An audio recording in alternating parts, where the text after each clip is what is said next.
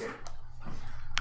Well, good morning, everyone. We're here at the Star in Toronto, and we're here with Maxime Bernier, leader of the People's Party of Canada, who's come in to meet with the Star's editorial board, senior reporters and editors, as part of a series of meetings that we plan to have with all the federal party leaders, if they indeed agree to come in, on issues relating to the current election campaign. So welcome, and thank you for taking the time to come in.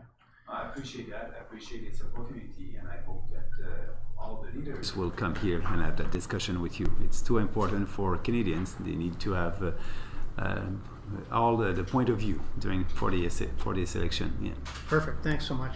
So traditionally what we've done is we've invited our guests to take a few minutes, not too long, just to set the table, tell us what you think the issues are, what we should be thinking about, and then we'll have a discussion, and we'll go around the room. We'll have a freewheeling discussion. Yeah. Please go ahead. Yeah, so I'll be very short. First of all, I'm Maxime Bernier, and we created the People's Party of Canada a year ago, based on principles and individual freedom, personal responsibility, respect, and fairness. And all our policies are in line with these four principles. I like to say that we are doing politics differently because we don't try to please everybody. We know that if we try to please everybody, we'll end up pleasing nobody. So we have strong and bold policies that we think are very important for the future of this country, for a more freer and a more prosperous country with a limited government in Ottawa that will respect the Constitution and respect the taxpayers. So that being said, it is why we want to have a discussion in this country about issues that maybe other political parties don't want to. Speaking about balancing the budget in 2 years, we're the only one, and I think it's important. Speaking about having a discussion on immigration, it is important. Speaking about abolishing corporate welfare to save money to be able to balance the budget. And also the cartel in milk, dairy, and poultry. If you want to help the poor and Canadian families, you need to abolish that. That's unfair. So all these policies are not discussed by other political leaders, but are important for this country. So we like what we're doing, and now we are campaigning all across the country, and I'm pleased that we are a very national political party with organization all across the country, and also with candidates all across the country. So that's the beginning of a new way to do politics in Canada, and we'll see what will happen. So I want to thank you for this opportunity, and I'm ready to answer your questions. Sure, thanks very much.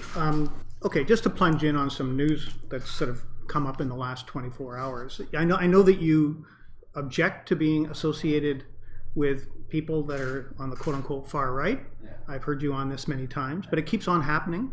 And latest thing is that it turns out that among the 250 original signatures were these people from the Soldiers of Odin, the Pegida, which is a far-right group, another group, 3 of these far-right individuals. You keep saying that there's no room, I've heard you say, there's no room in the People's Party for extreme far-right views, but it keeps happening and people keep on showing up associated with the party. There seems to be, for a lot of people, there's a pattern here. And why is that happening? What is it about your party that seems to attract these people, even if, as you say, you don't want them? And first of all, about these people, that's not news for me. That's old news because that happened a month ago. And I don't know why the media are still speaking about that, because we know we expelled that person when we knew his past a month ago. And so I won't call that fake news, but I will call that old news for sure. And so yeah, we have people from different faith, from different backgrounds, from different ethnicity in our party, and I'm proud of that. We have Muslims that are with us. We have Christian and Jewish people. So and people who are with us share our values, our Canadian values about diversity and pluralism. So we deal with that a couple of weeks ago, and that's a pass. the most important, if you look at our candidates and the people who are in our party, we have 41,000 members all across the country that help us to build this party. And I'm saying, the people who had views like that, they're not welcome, and we prove it in the past. And so that's why, I'm pretty confident that people will look at our candidates. And we are the only political party who did a full background check on our candidates and also a check on their social media. So some of these people did things in the US, and when you do the background check, you don't have access to what happened in the US. So that's why, as soon as we knew that a couple of weeks ago, we deal with it. And so I'm very happy with the people that are supporting our party and supporting our values. So could you guarantee now then there won't be any surprises along this line among any of your current candidates? Yeah, all our candidates has been approved by the party. We had an interview with them. We did the background check, and you can look at all our candidates, and they share our values, and I'm very pleased with that. And that's what we want as a political party. Right. Now, I'll tell you what. Something that surprises me is, we followed your bid for the Conservative Party leadership. Well, it's only a couple of years ago. Yeah. And you were talking about all kinds of things then. Obviously, supply management, corporate subsidies, a different approach really on the economic front. And you were billed as a libertarian, which is usually the label that came up. On the economy, yeah. That was really what. And, I've just gone back in the last, trying to refresh my memory in the last day. And very seldom did you mention these identity issues. And even in the letter when you resigned from the party, and it was only in August of last year, so we're not talking a long time ago. I read it again, read it twice. It's about 26 paragraphs, and only one paragraph mentions the identity issues. It's all about libertarian economics, it's about subsidy. But somehow, in the past 13 months, you went from somebody who was focusing on the economy, on issues of the balance between taxes and so forth, into somebody who has put identity issues in the very front of your shop window. In fact, when you look at the platform, the top issue is veterans, and then there are three issues, refugees, immigration, and multiculturalism. Anybody reading the platform is going to, you only have to get quite deep down into the list before you get into things like supply management. And so somehow you've turned the things upside down, it seems to me, or at least you've taken a different approach, and you've put these identity issues way up at the top, and that seems to be the thing that I don't know why, because I can only guess, and I don't want to read your mind, but why have you turned yourself from a libertarian on the economic front into really somebody who is pushing these identity issues and values issues? Is it simply because you think that's where the votes are? First of all, I think, yes, you're right on the economy. You can call me a libertarian on the economy. Less government, lower taxes, and a balanced budget, and a bold tax reform. Yes, I spoke about that during the leadership camp, during my run for the leadership of the Conservative Party of Canada 3 years ago. But also I spoke about immigration. The focus was on Kelly Leach at that time. If you look at my platform for the leadership, I did speak about the immigration at that time, and Kelly Leach had another position. But people are telling me, Maxime, it's new for you. After 13 years in politics, it's the first time that you're speaking about immigration and identity and our identity as Canadian. Yes, they're right. I was not an immigration minister under Stephen Harper government. I was a minister for industry minister and for small business. That was not my role to speak about immigration, and so that's why I didn't speak about immigration when I was a cabinet member. But after that, on my platform, I had a discussion about it, and right now, yes, I think it's important. I think it's important to have that discussion. There's nothing taboo about about that to have a discussion about immigration. And when you look at the poll, 49% of Canadians want fewer immigrants. So we're not radical when we're asking for fewer immigrants. People who are radicals are people who want more immigrants. Only 6% of Canadians want more immigrants. So that's important to have that discussion. And yes, it's in line with our principle. You know, the four principle of our party, it's individual freedom, personal responsibility, respect. And yes, we respect every religions, we respect Canadians, we respect our diversity. But we think that more and more diversity is not good for the country. Like Justin Trudeau said, you know, diversity is our strength. We don't believe in that. What unites us, it is our strength, and we must work on that. Mm-hmm. So I think it's important, yes, because Canadians are concerned about that. And we're not anti-immigration, we're not for mass immigration, and for us mass immigration is 350,000 immigrants a year. After 3 years, you'll have 1 million people, that's the population of Nova Scotia, and at 350,000 a year per capita, our country will receive more immigrants than any other Western countries. At 150,000 a year per capita will be the same as the US and all the other European countries. So that's not radical. We want to have more economic immigrants because our immigration policy must be there to fulfill our economic needs. And so let's have that discussion, and I'm ready for having that discussion. Sure. Well, there's so many ways to go here. I mean, okay. Immigration. Okay, yeah. Well, let's just drill down into that a little bit. Yeah. I suppose, well, you know, certainly one can debate numbers, you know, and debate whether or not 350,000 is a big enough number. But you don't have to be some kind of wacky leftist, you know, to look at the Canadian economy, to look at the demographic trends, and to conclude that substantial immigration is good for the economy, has been good for the economy.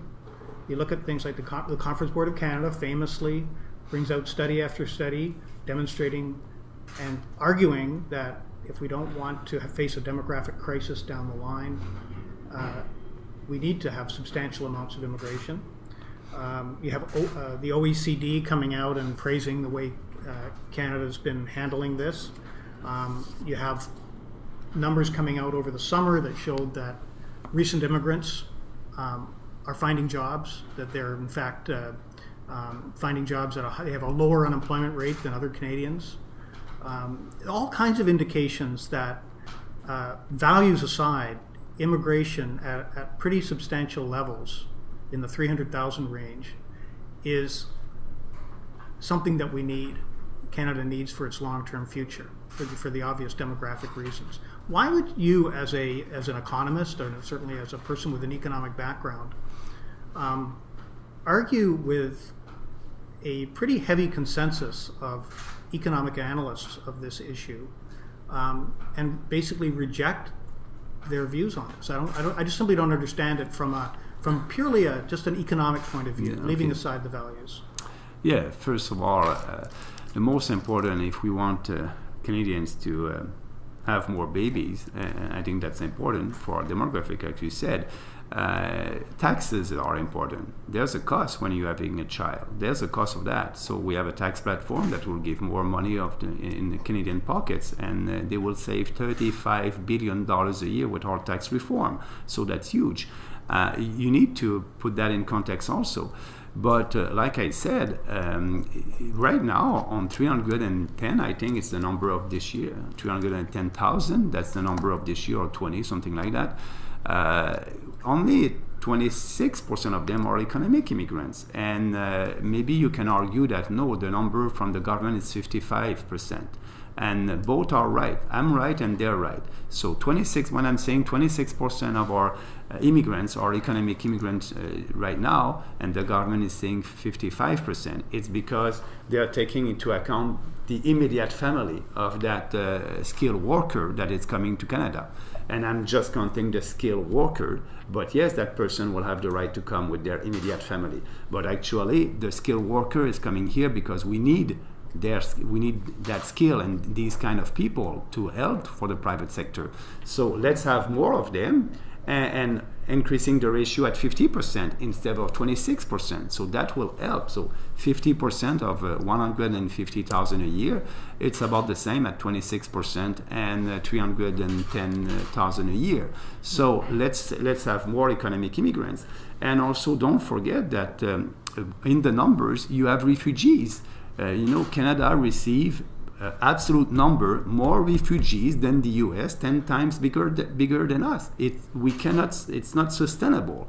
So yes, in the number of 310, you have a lot of refugees, and we want to cut that. We want to be sure that people respect our borders. We want to have a fence at the Roxham Road. We want to end these 45,000 illegal migrants that are crossing our border. We want that to stop, and we want to welcome them, but they will have to cross our border at the official port of entry. So let's have fewer refugees. That's a cost for the society, and fewer. Actually, the cost of these 45,000 a year, it's about $350 million a year. So we need to be sure that we will help the real refugees, the ones that are waiting in a camp where their life is in danger, not the person that is coming from the state of New York. Their life is not in danger. But I understand that they're coming from a better future.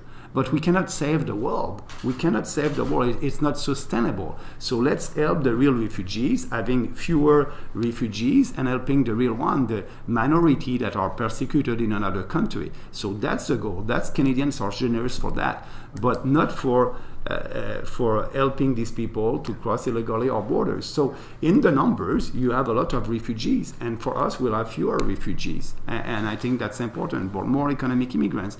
And I understand that some business organizations have other point of view of that. I respect that.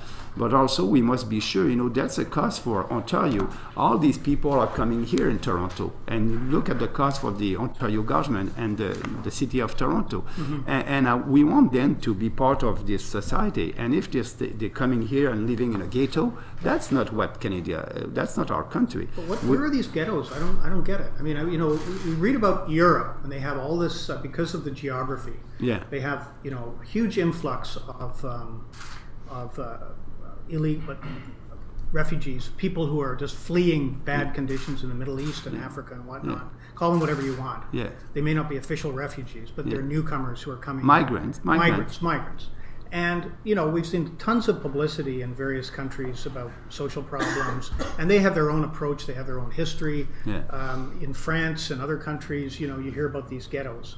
And yet, in Canada, when you talk about ghettos, where are these ghettos? We live here in Toronto. Yeah. I don't see a big problem with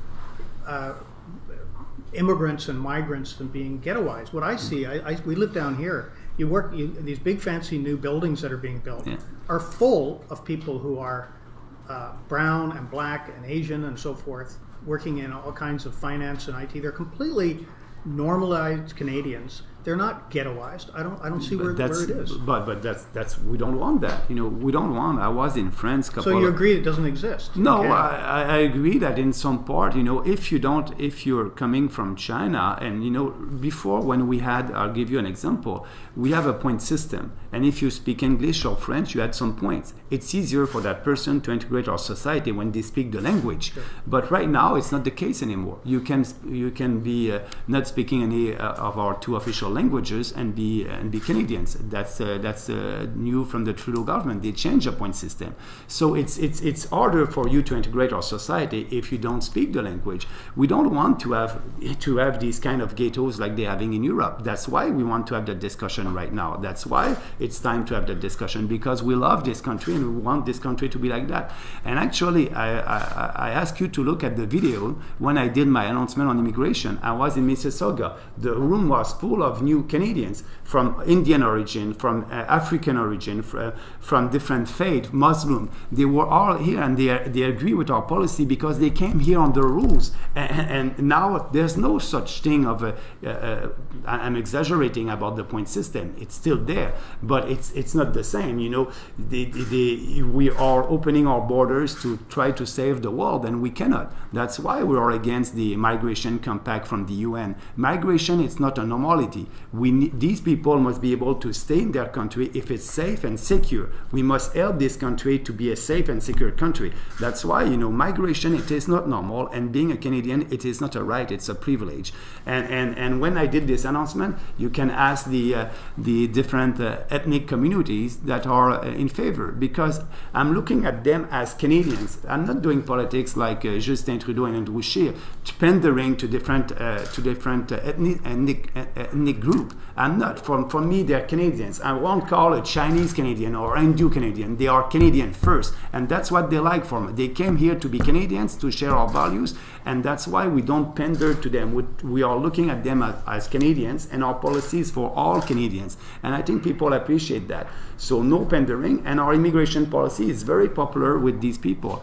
And my candidates in Ontario and all across the country are coming from different faith and ethnicity, and that's great. But they want this country to be like that in 25 years. They don't want a no-go zone like they have in France, that nobody can go there because it's too dangerous. Right. They want our people to share our values. Individual freedom, equality between men and women, the separation with the state and religion. You have a political party here in Ontario that want to be an official political party and promote the Sharia law.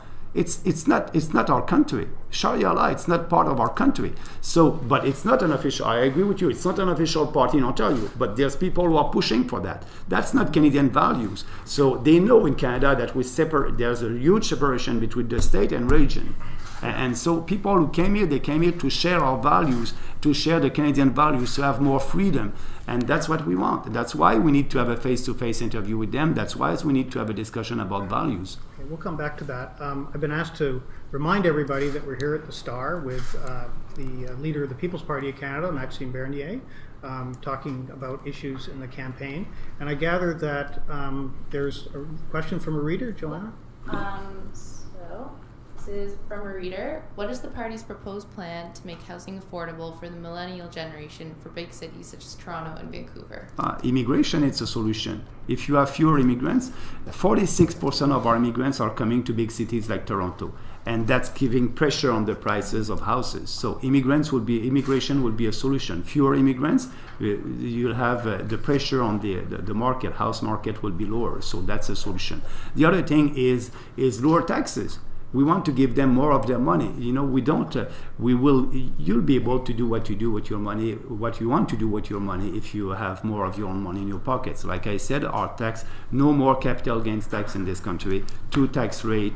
We will also the life more affordable. We're the only party to speak about abolishing the cartel in milk, dairy, and poultry, and a Canadian family will save $400 a year. That's concrete policy that will help them to have more money by abolishing the cartel in supply management, by having a real tax reform, not giving tax credit for that or that. It's unfair. It's unfair, this little tax credit. If you, like Andrew Scheer is doing right now, you want to, the bill of electricity is very high in Ontario, and he's giving a tax credit for that. But if you don't own a house, you won't have that tax credit. So it's unfair. Let's give people more of their own money by having a tax reform that will be fair for everybody. So that will help.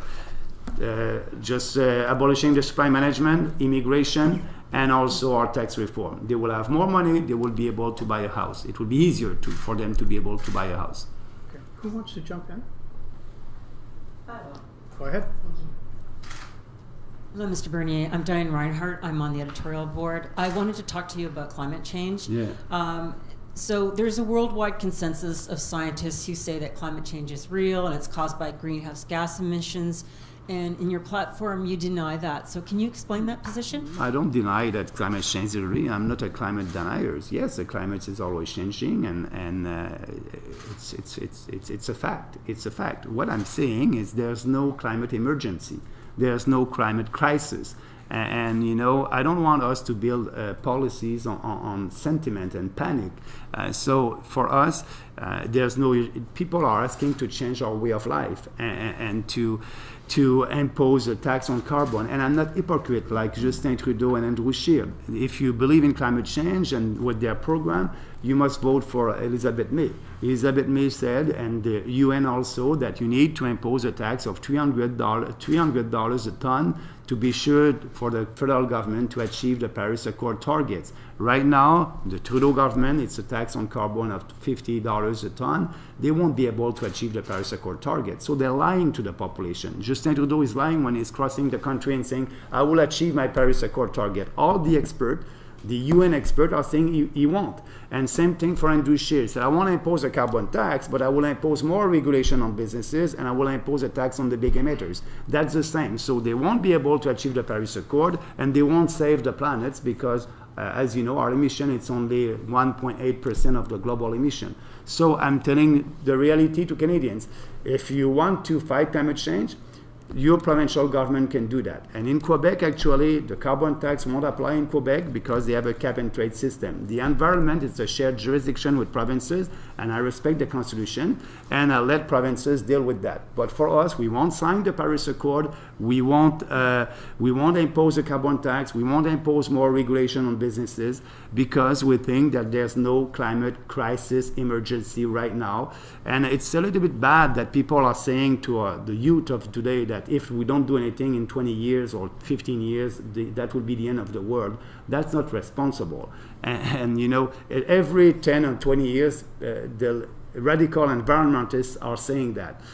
People know that, you know, there's a solution for the climate. And what I'm saying, it's the human activity. Human activity on this planet, it is not the main reason why the climate is changing. It can be one reason, but not the main one. And so that's a huge difference with us. That's the difference with us and the other political parties. So yeah, CO2, it's a gas that it's not pollution. First of all, it's not pollution. It's very important, and it's a gas for life. It's a food for plants. And so, to what I'm saying that the human activity on this planet and the CO2, it is not the main reason why we have climate change. And a lot of scientists are saying, like Patrick Moore, former co-founder of Greenpeace, and a lot of scientists are saying there's other factors like the ocean, like the sun, like the volcanoes. And so all the studies are always focused on the CO2. But I hope that the scientists will do more studies, and it's all based on data and computer. So, you know, it's depends on what you're putting in your computer for having the data at the end. So I want us to base our policies not on fear, not on panics, but not to trying to change our way of life with imposing. And we know that a carbon tax at the end won't change anything because as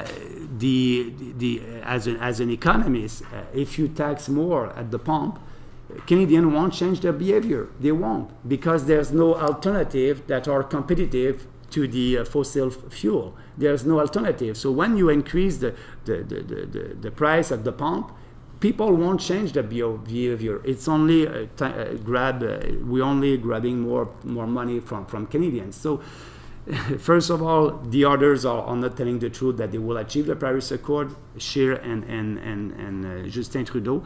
And at the end, if you impose a tax on carbon, people won't change their behavior at the end. So that's not the solution. Did you watch Greta Thunberg's statement at the United Nations yesterday? And I what did. What did you think of it? You know, she asking her, I want you to panic, I want you to feel my fears, and I think it's not responsible. And she's saying to our kids today, and a lot of them are anxious because of that. If you don't do anything in 5 years, it will be the end of. It's not responsible. It will be the end of the world. And I don't. I will always fight for that. I will always fight against that. Against that kind of speech, and it is not. We need to build public policies on science, on reason, on facts, and not on fear and panics. And they're asking us, and they don't want us to have a discussion because it's the climate emergency. You cannot debate. Climate emergency, don't debate, and these are the solutions. We need to debate, and that's why I think it's important. Why actually 30% of Canadians are saying, we need to debate. There's no climate emergency, and I think the more we speak about it, people understand on the street what is the emergency. We have tornadoes. We always had tornadoes. We have flooding. We always had that, and we will in the future. So let's have a discussion about that emergency. What? Do you want to go back? Yeah. Sure.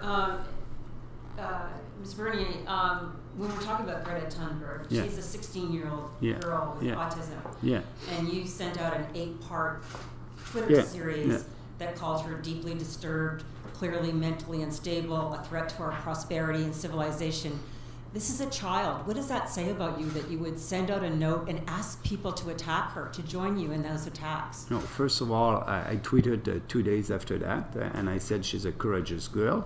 But actually, all her health, her and her parents and people around her are speaking about that. That was not new. That was public, and so. But I said after that, 2 days after it, that she's a courageous girl because she's out there and she's speaking about something that she thinks is very important for her. But on the facts, I don't agree with what she's saying, and so that's why I said we must always be able to have a discussion about that. And some people are afraid to have that discussion because it's coming from a 16 years old girl. But we must have that discussion.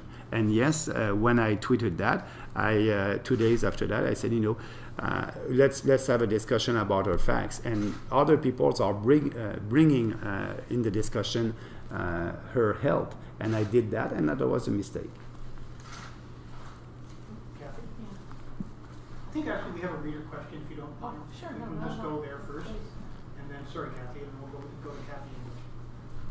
This is from Michael. What is your stance on changing the first past the post voting system? Do you or will you have a policy on electoral reform? No, because as you know, we have a lot of reforms to do, bold reform. We won't have time to have the discussion, and our system is not the best one, but it is not the worst one. And I think that we can elect our candidates under that system. So for us, no electoral reform. Kathy? Hi, my name is Kathy English. I'm the public editor. I couldn't help noticing that right off the bat here, you raised the term, you used a word that I call the F word, fake news. You said you wouldn't refer to the news reports as fake news, but as old news. 3 weeks ago, your Ontario organizer took to Twitter to call me a liar and the Toronto Star fake news. He subsequently apologized, to his credit. But we all know that south of the border, this demonization of the media has been effective in some quarters, but it's also led to great danger for journalists and threats to press freedom. Where do you stand on this issue of demonizing the media, and how are you going to handle this with your party members? But, we want to have a discussion on facts, and I'm very pleased that our candidate had a change his position about you. I think that was the thing to do. So, and I'm very pleased that he acknowledged that, or she acknowledged that. I don't know. Okay. So that being said, the most important is to have a discussion. I'm not doing I'm doing politics differently. But I'm a Canadian, and I think I'm doing politics like other politicians in this country. And yes, I will call media. I did it in the past if they're saying something that is not true, and I did it. I did an interview, I think, with Wesley at the CBC, and she said that she was doing a story about us having money from the U.S. and from the Coke think tank or something like that. And that wasn't true. We are following the legislation. There's no proof about that. And after that, yes, I tweeted about that. And yes, I told her that it was not good news, and it wasn't news anymore, because we are raising money, and our average donors is $200, and we are following Canadian legislation. And I don't know the Koch brothers, and so she raised that at the CBC at that, and that was not fair. But if it happened in the future, I'll do the same thing. But I respect the press, and I want the press to be independent, and that's why we're against the fund for the press. I think the press must be independent from the government, not dependent from the government. And yes, we will cut I think it's $350 million, the new fund. I don't remember the number, but we'll cut that. And what we'll have a discussion, a parliamentary discussion about what can we do about our media here instead of giving them money. Is there other things that we can do for them to be more independent? So that will be our discussion on media. But yes, I want media to be strong and independent. And you have media that are promoting some point of view, and that's okay. We need to have discussion. And other media that are promoting with their editorial board other point of view, and that's okay. Let's have a discussion in between Canadians. I think as we pass the mic over to Bob Hepburn, I'm going to remind everybody that we're here at the Star with the leader of the People's Party of Canada. Maxime Bernier is part of a series of discussions with party leaders during the election campaign. Bob. I'm Bob Hepburn. I write a column at the Star. A couple things. The fence. Could you explain to us what you're talking about vis-a-vis the fence? Oh, it's a fence that will be at the Roxham Road instead of our RCMP officer being there and helping people to cross our border illegally. I want them to be on the other part of the fence and saying, you want to come to Canada, you will come, but there's an official port of entry over there, and use the official port of entry. And we have fence in some places across our border. It's not a wall, it's a fence. It's not all across the country, it's just at the Roxham Road, and that will give the right signal to the international community that we are serious for the respect of our borders, and we are serious to help the real refugees and not these ones that are crossing illegally our borders. So yes, we'll be very Canadians. Our officer or CMP officer would be there and telling them, you just have to walk a little bit over there and you'll be able to cross our border, an official point of entry like everybody. There's a lot of crossings in Manitoba. Yeah. Would you propose putting up a fence there too? If we need, but I think the big problem is in Quebec. If we need to have one over there, we will. Yeah. Okay. The Quebec religious symbols policy. Could you explain to Canadians outside of Quebec whether their own provinces, Ontario or Alberta or anywhere else, should adopt the same sort of policies? But that will be their decision. What would you advise them? I don't have to advise anybody on provincial matters. It's a provincial jurisdiction, and as you know, in our party, we respect the Constitution. So Quebec used that clause in the Constitution, the non-ascending clauses, and that it is at their own risk. And we will see in the next election what Quebecers will do with that. But it's in the Constitution, and when politicians are using that, it's risky for them. So I don't have to advise any province what to do. But for us, at the federal level, we won't have that discussion. But do you personally support this? It's not important if I'm personally supporting that. It is that you're running as an MP? Yeah, I'm running as an MP, and I don't want to be the Premier of Quebec. I want to be the Prime Minister of Canada. And I'm just telling you that I won't bring that bill in Canada. Okay. Many people, we've had some correspondence from readers before you came here, criticizing us for inviting what they call a white supremacist. Or, seriously, I can show you the emails. No, I believe you, but that's crazy. Or they brand you as Mad Max. Yeah, I'm mad about what's happening in this country, you're right. How do you respond to them? But first of all, yes, Mad Max, I'm mad. I'm mad about the deficit that we're having. I'm mad for the future generation that they will have to pay this deficit. As you know, the deficit of today are the taxes of tomorrow. So I'm mad that we have a federal government that don't want to have any discussion about immigration. Absolutely. But I'm pleased. I'm pleased that you decided to invite me because it's a democratic debate. I'm pleased that the Mr. Johnson, the commissioner, invite us. We represent some Canadians that are sharing our views. Like I said, 49% of Canadians want to have fewer immigrants. We're the only ones speaking about that. About 30% of Canadians don't believe in the climate change emergency. So we are a voice for these people. So I'm very pleased that you decided to invite me, and I'm very pleased to be with you and to have that discussion. I understand that we don't have the same point of view, but that's okay. That's the democracy. I'm there to debate. I'm not there to buy votes, like I said. If you like what I'm saying, vote for me, please. If not, don't vote for me. That's it. That's all. There's other political party. You won't hear a politician speaking like that. That's why there's no political correctness for us. I'm speaking about what I believe it's right, and I believe that when you speak about individual freedom, a smaller government, and more personal responsibility, that these principles are the basics of the Western civilization. I believe that I have the best ideas, and that's why I want to debate. That's why I'm in politics. Maybe you don't believe that. That's okay.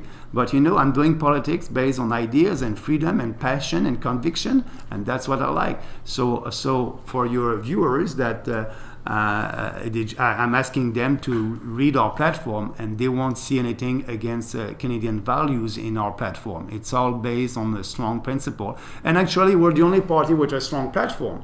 Our platform, and thank you, you've read it, it's 2 pages on every subject. It's not a slogan, what I'm saying. It's not a buzzword. Go on the website of the Conservative Party of Canada or the Liberal Party of Canada. Try to find that platform. It will be 1 paragraph.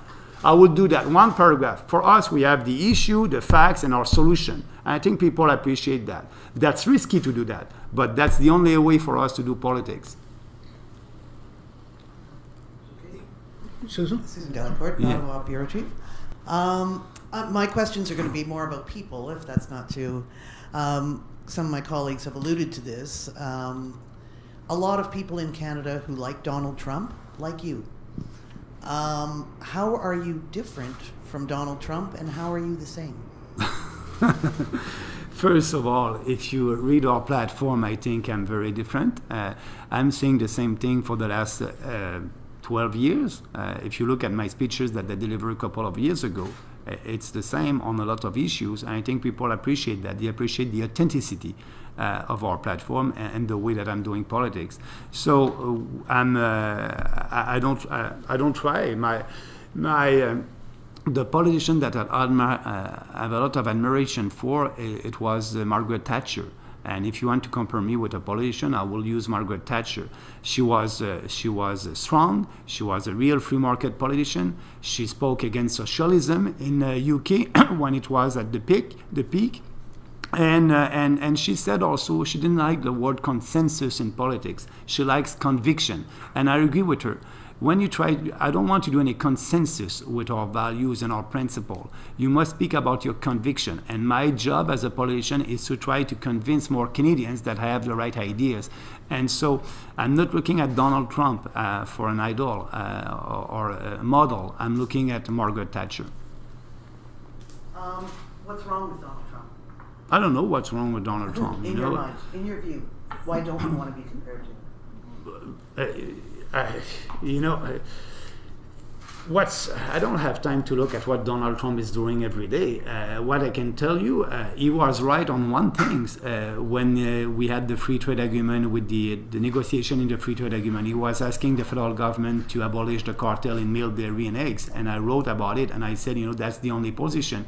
And we didn't have the best deal because of that, because of the Trudeau government and the Conservative and all the other political parties decided to keep that cartel for 19,000 producer, 10% of the producer farmers in Canada that are under that system. I think he was right at that time when he asked Canada must abolish that system. It's unfair. It was unfair for his dairy producer, but it's unfair also for a dairy producer here in our population.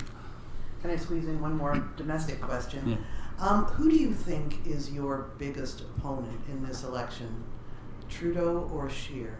And what do you, relatedly then, what do you know about Mr. Scheer from running against him for leadership that is informing your campaign? Yeah. First of all, both of them. If you look, you have to pick one. Both of them, if you look at my platform, and their platform is the same. On immigration, they're the same. On the cartel, they're the same. On foreign aids, they're the same. On tax reform, they're the same. On free speech, they're the same. I have a policy on free speech. On the pipelines, they're the same. I'm the only one who's going to use the Constitution, and yes, use the Constitution, the Section 9210, to be sure that we'll be able to buy pipeline in this country. And they're not saying that. On equalization, they're the same. I'm the only one who will change the equalization formula for being, listen to me, less generous. And yes, I'm saying that. And I said that in French in Quebec and in New Brunswick, actually, I said that. And when I said that, the journalist from CBC said, Mr. Bernier, you're in New Brunswick and you're speaking about against the equalization formula to be less generous? I said, yes. Do you know that at a provincial level, 60% of our budget is coming from equalization money? So you're saying to our people here that you're going to cut their provincial budget by 60% and you want to have some support? I said, yes. I said, yes, we'll do that on a transition period because it's unfair policy. We need to give the right incentive to every province to develop their own natural resources. And right with that formula, they don't have these incentives. And actually, I said also at the same interview that their new premier said the same thing, that the federal government must be less generous. So he is a very courageous politician. So on all these issues, they're the same. And it's so important for the future of this country. Equalization, when you have 25% of the population in Alberta that is speaking about separation. I'm coming from Quebec. I know what it is, separation. Our second sport is, as you know, referendum, hockey and referendum. So when they're speaking about that in Alberta, you must answer that. You must answer their request. You must listen to that. And I'm doing that. And doing that, let's build pipelines by the private sector, and also changing the equalization formula. So I think we have the right policies for every region of this country, and so that's why Andrew Scheer and Justin Trudeau are the same. And the second part of your question was well, first of all, Andrew Scheer beat you for the leadership. Oh yeah. I like that question though. Thank you for asking. Why do you think he defeated you? Because go ahead. Because first of all, 51-49, and I was there. Yeah, I can tell you that I was relieved. That was my sentiment that night. I was relieved 51-49. Why? Because I was the candidate with bold reform, and a lot of bold reform based on free market principles. But I didn't have the support of the caucus. Only 5 MPs, including myself, 5 MPs supported me on 99 conservative MPs. So I knew that winning with 51-49, that I wouldn't have been able to do all the reform, and I know that I would have been in a position to do some compromise with my principle. And like I said in the beginning, I don't want to do compromise on my principle. So I was relieved because I knew that I didn't have the support of the caucus, and it would have been very difficult for me to have their support without any compromise. That was my sentiment the night of that. And after that, what I tried to do, I tried to work with him. And because 49% of the membership of the Conservative Party of Canada voted for our ideas and the bold reform, but it decided not to take any of our reform, and so he told publicly in last August, he said publicly that I'm not representing the party and I'm speaking for myself when I'm speaking about the reform. So I had a choice to do. I decided to quit that party, and I think that was the right decision. And creating the People's Party, I think for me, that's my best time in politics. I like what I'm doing, and we have a lot of support. So speaking about Andrew Scheer, during the campaign, I signed a pledge to balance the budget in 2 years. And it was so popular that Andrew Scheer decided to do the same thing. And actually, that was his policy after being the leader of the Conservative Party of Canada, that he will balance the budget in 2 years. And he was asking questions every day to Justin Trudeau and telling him, the budget does not balance itself. And now he changed his position during the election, and he said, no, I won't be able to balance the budget in 4 years. It's too complicated. I don't have the courage to do all the cuts that need to be done. And I will be like Justin Trudeau. I will spend and spend and spend, and maybe I will balance the budget in 5 years. But the election is not for the 5 years, it's for 4 years. So he won't balance the budget. So what he's doing right now, Andrew Scheer, I think, is like Justin Trudeau. The Conservative Party under Andrew Scheer, it is not the Conservative Party under Stephen Harper.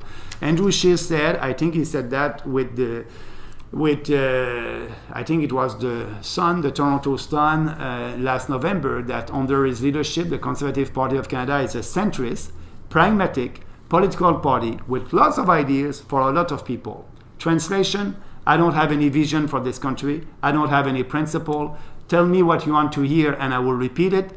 And I hope that you're going to vote for me. So no principle, no conviction, and he's splitting the vote right now. His goal is to split the liberal votes. So that's why, for me, they're all the same. And at the debate, I will ask questions to both of them. One tiny question more. Do you believe, as the Liberals allege, that he won the leadership and continues to profit from the support of anti-abortion groups and social conservatives? Andrew Scheer? Yes. But I believe that, he had a lot of support for the social conservative, yes, and he had a lot of support also from the dairy producer. Actually, all the dairy producers across the country, they said we are voting for our own interests, and that's okay. And we don't want Bernie there. So who's able to beat Bernie? That's Andrew Scheer. So yes, he had a lot of support of these people. But for me, it's past. I don't want to go back there, and I just want to let you know that this party, it's for the short term and the long term also. And I can tell you that we will never merge with the Conservative Party of Canada, and this party is there to stay with Maxime Bernier as a leader, and we'll see what will happen in the near future. I hear that say you wouldn't prop him up in a minority then. I won't be part of a coalition government. I won't be part of a coalition government, but I will vote on our values, and I will evaluate their legislation I will deal day to day with them, but I don't want to be part of a coalition government. And I believe that a coalition government, it is okay in our democracy. It is okay, it's part of the parliamentary system. And so maybe we'll have a minority government, maybe we'll have a majority government, maybe we'll have a coalition government. And I'm okay with all that. But for us, we won't be part of a coalition government, but we will judge a government day by their policies, and we'll vote in line with our principles. Just to go back finally, we're running down on time. Just to go back on all these values issues, to cut to the chase on it, you talk about diversity being a problem and multiculturalism. You mentioned that, we don't want to get in a situation where we have ghettos. And pointing to Europe and whatnot. And then you talk about the danger of, I think, what you call political Islam. So, people didn't complain about immigration so much when they were coming from countries that they didn't find, or backgrounds that they didn't find alarming. Isn't the concept of dog whistle, and this may be not even a dog whistle, just a whistle. Is it not simply? Are you not simply ringing a bell saying, "Beware Muslims"? No, absolutely not. We have Muslims that are running for us. Ask Salim Mansour, a university professor. We have a lot of Muslims that are running with us. There's a difference with Muslim and political Islam. There's a huge difference. And ask them, they will tell you. They will tell you the difference. And so no, absolutely not. We are. It's a diverse country. You said in the beginning that I'm against diversity. I'm not against diversity. I'm against more and more and more diversity. This country is diverse, and I'm proud. We built this country together. Francophone, Anglophone, First Nation, Inuit, and after that, immigrants from Europe, immigrants from Africa, immigrants from India. And yes, we want immigrants coming from all over the world, and they will come. But we want them to come here and to fulfill our economic needs. I think we have a final question from a reader. Do we? It kind of piggybacks on what you were saying. From Jen Harmer, Quebec's government has recently banned religious symbols for those working in the public service. Is this something you would like to see extended to federal public service? No. Okay. Anybody else want to jump in? Carrie? Carrie Would be our Glasgow, final the question. Editorial board. This kind of goes on what we've been talking about. You talk about these face-to-face interviews with immigrants. What's an example of kind of a question and answer session that in your mind makes you ineligible to come to Canada? Yeah, first of all, it's not new. We had face-to-face interview before in the past, and I just want to go there, what we did in the past that was very successful. What would be the kind of interview? Do you know that in Saint-Georges-de-Beauce there's a lot of job opportunities over there? Do you think that you want to move there? Do you know that in Toronto we need to have workers like that? So have a discussion about what they want to do. And do you know that in Canada we have a separation of the state and the region? Do you know that men and women are equal in this country under the law? And in fact, so let's have this kind of discussion. I don't know what would be, but I can trust the civil servant in Ottawa that they did that in the past. They will ask the same kind of question for the future also. But you're suggesting kind of like hard lines that if you answer yes or no to something, presuming people would even tell the truth, that would mean you can't come to Canada anymore. No, people they will say what they want to say, and I hope they won't lie. But you know, the interview is not the only thing that will on which the immigration official will take their decision. It's part of the process. There's a point process, and that's why we want to review the point process. We want to be sure that if you speak English or French, you'll have a little bit more points. So it's a big reform altogether. So in the interview, we won't dictate. We, the politician, won't dictate what to say. And what kind of conversation. I think they're better than myself, and they did that in the past, the bureaucrats in Ottawa, and I'll let them have the discussion with the newcomers. I guess it sort of seems like you want it both ways. You're sort of pitching this as a thing to your supporters, and that we're going to keep out people that you may not want, and then. But that's a way. But that's no. It doesn't really mean that much. No. It's important. It's part of our policy. It's important to have a face-to-face interview, and I'm not going back on that. And in that discussion, I don't know what would be the price. You're asking me the question. What would be the questions? I don't know what would be the question. I know I want the question on jobs opportunity. I want questions on values. That's it. But your platform talks about specific questions to assess the extent to which they align with Canadian values. So, yeah. I mean, that suggests you have a series of questions that say these are Canadian values. If you say yes or no, you're allowed in. If you don't, we'll have a discussion. We'll have a discussion with Canadians about that. That would be part. That will be open, and we'll have that discussion. What would be the question? I don't know, but I just want to be sure that people understand. We want question about job opportunities and about their values. Yes, specific question. What would be the specific question? How many specific question? I don't know. I'm not there now. On that note, thanks so much for coming in. But thank you. I appreciate that. And I want to thank you very much also because I think it's good for your readers. It's good for Canadians that they can hear another point of view and they can judge the leader of the People's Party by themselves. So thank you very much. Thank you.